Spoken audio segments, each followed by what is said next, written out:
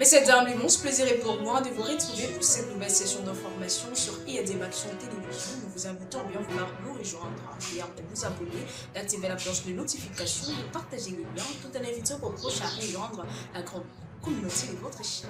IADM Action TV, la chaîne socio-politique et culturelle. Le ministre de la Communication et Médias, Patrick Muyaya, évoque le paranoïa du président rwandais Paul Kagame en ce qui concerne le Rwandais qui sont hors pays démocratique du Congo, notamment les FNLR. Suivez. La question de Jean-Luc. J'observe avec vous. D'abord qu'au Rwanda, il y a encore besoin de justice. N'oubliez pas qu'avant les événements malheureux qu'on continue de déplorer jusqu'à aujourd'hui, en l'occurrence les génocides rwandais, a été précédé par un attentat. Dans cet attentat, il y avait deux chefs d'État. Le Burundais, Cyprien Ntaryamira, le Rwandais Juvenal Habyarimana, avec 3 membres d'équipage français. Je n'ai jamais entendu que justice a été faite pour eux. Je crois aujourd'hui que ce soit la famille du président Habyarimana ou la famille du président Ntaryamira, ils ont aussi droit à la justice. Parce que la justice doit être faite pour tout le monde. Première chose. Deuxième chose, moi j'ai jamais entendu le fils du président Habyarimana être un chef de guerre. Pour le temps, quelquefois, on voit tous passer des tweets sur les réseaux sociaux. Je n'ai jamais lu appeler à faire tomber les régimes du président Kagame. Lui, s'il prône la paix et la réconciliation nationale au Rwanda, où est le problème? Parce que pour le président Kagame, justement, il veut lui régner sur un pays réconcilié. Pourquoi il garde certains Rwandais en dehors du Rwanda? Et pourquoi il veut priver à ces Rwandais la liberté de mouvement? Cheikh Habyarimana, à ma connaissance, il n'habite pas en RDC, je ne sais pas où il habite. Mais s'il peut venir en RDC, il peut avoir des amis ici en RDC. Parce que, tel que je vous disais tout à l'heure, le Rwanda sera toujours là. C'est comme un frère. Même si pendant autant d'années, vous ne vous parlez pas, mais le jour où vous aurez un deuil en famille ou un mariage en famille, vous allez vous voir, vous allez vous asseoir. Mais le président rwandais oriente ça vers la préparation d'un autre génocide dans son pays. Ça, c'est justement le mensonge recyclé, les disques rayés. Parce que, vous savez ce que ça veut dire? Un génocide. Et vous pensez que ces messieurs-là est en mesure de le faire? Il n'a jamais eu. Nous, République démocratique du Congo, Oui. qui voulons la paix, on a, nous, intérêt à soutenir des initiatives de ce genre. Ça, c'est de l'agitation pure et simple. Instrumentalisation? Mais écoutez, c'est le président rwandais qui est coutumier des imaginations de ce genre. C'est pas tout le monde qui réfléchit en termes de déstabilisation des régimes des pays voisins. Pas du tout. La République démocratique du Congo n'a jamais été dans cette tradition et les présidents de la République non plus. Donc, il ne peut pas voir en un sujet rwandais quelqu'un qui pense à refaire un génocide. Il ne peut pas penser que chaque fois qu'un Congolais parle avec un Rwandais, les Congolais et les Rwandais planifient d'aller le sortir du pouvoir. Non. Il devrait se raviser, se remettre en question et regarder qu'il a échoué dans l'objectif de la réconciliation nationale, qu'il a laissé les Rwandais en dehors de ses plans et qui doit se raviser pour ramener les Rwandais, parce que les Rwandais ont leur place au Rwanda, qui qu'ils soient. En République démocratique du Congo, le ministre de l'Intérieur, Jacqueline Chiabani, annonce le relance des numéros verts de la police et des motos pour intervention rapide à Kinshasa. Suivez.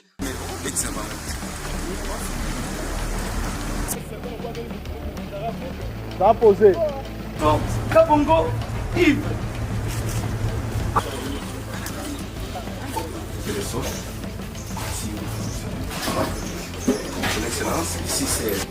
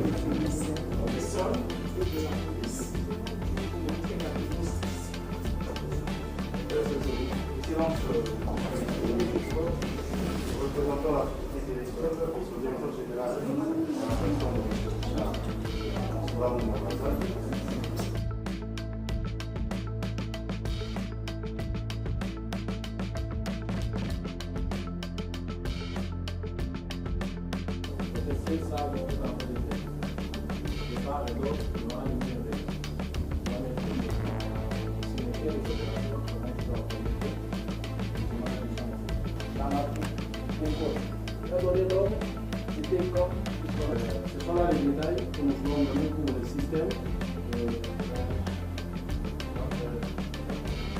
Donc, il n'est pas tapé. Il ne faut pas participer à la hausse du travail c'est une application semblable au WhatsApp. C'est la même application d'acquisition.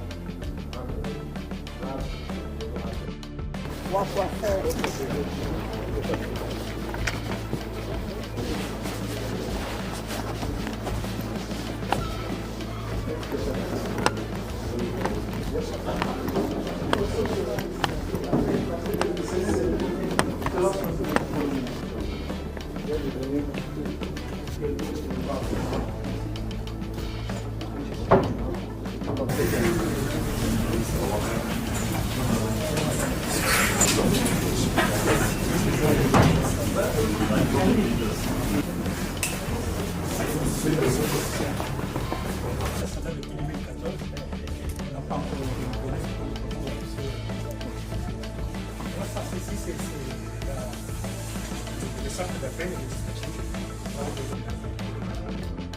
6h, 8h.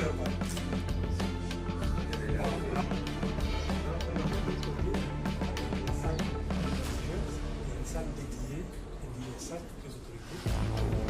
Lorsqu'on va mettre en place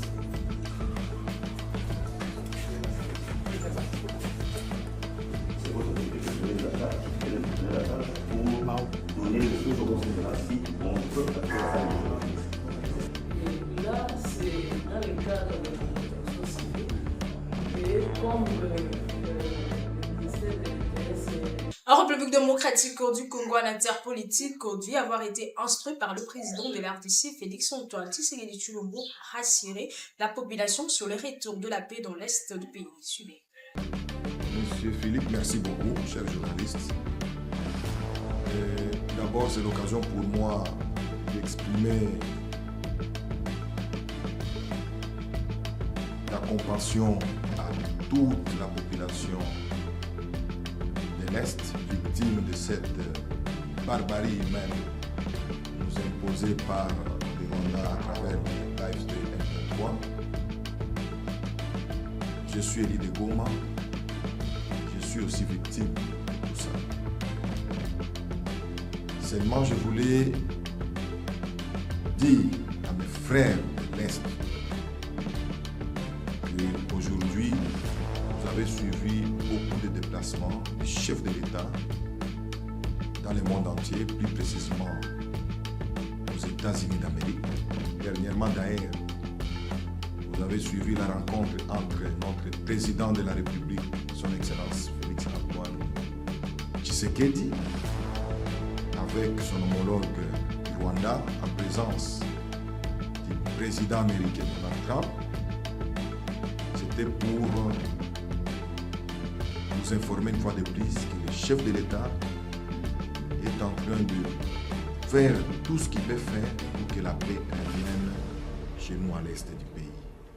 Et d'ailleurs, à travers ces rencontres aux États-Unis, aujourd'hui, au niveau du Parlement, nous avons reçu des accords signés à Washington et nous, comme députés nationaux, nous devons rectifier ces accords pendant cette session de mars. Mais aussi, vous devez savoir qu'à partir de la semaine prochaine,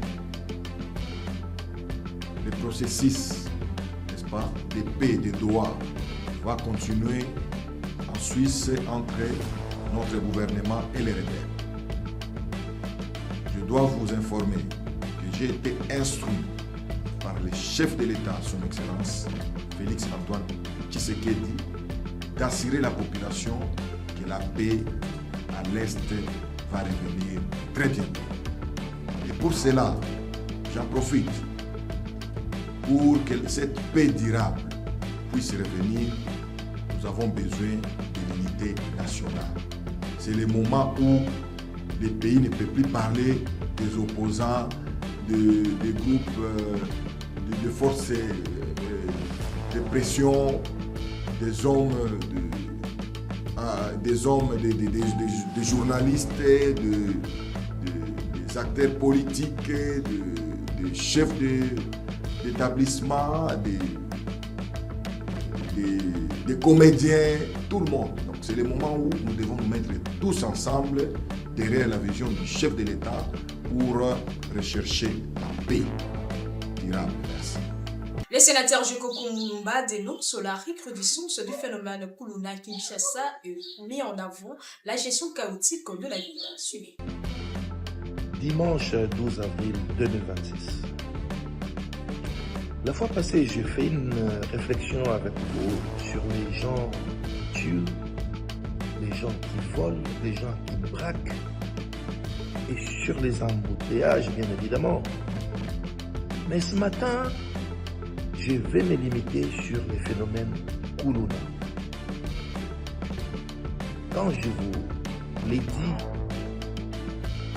que ces gens-là opèrent en toute quiétude, je dis bien en toute quiétude, et au vu et au su de la police. Pourquoi je l'ai dit la fois passée? Nous savons tous dans nos quartiers respectifs que Kuluna wana baza connu. Ba chef de rue, ba chef du quartier, ba police, dans la police locale. Mais que fait la police? Au bateau babundaka na ba quartier, le kakango toujours quand avenue tel et bondi na avenue tel groupe et bondi na tel groupe. Mais ils sont tous connus. Raison pour laquelle je parle de l'incompétence du commandant de la police de la ville-province de Kinshasa.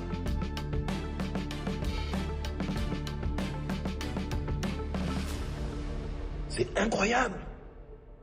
Et à des actions, tu vis la chaîne socio-politique et culturelle. C'est par ici que nous mettions face à cette session d'information sur IADM Action Télévision. Merci de l'avoir suivi. N'oubliez pas de vous abonner massivement, d'activer la cloche de notification et partager les liens tout en invitant vos proches arrivants à la prochaine vidéo. Et à des actions, tu vis la chaîne socio-politique et culturelle.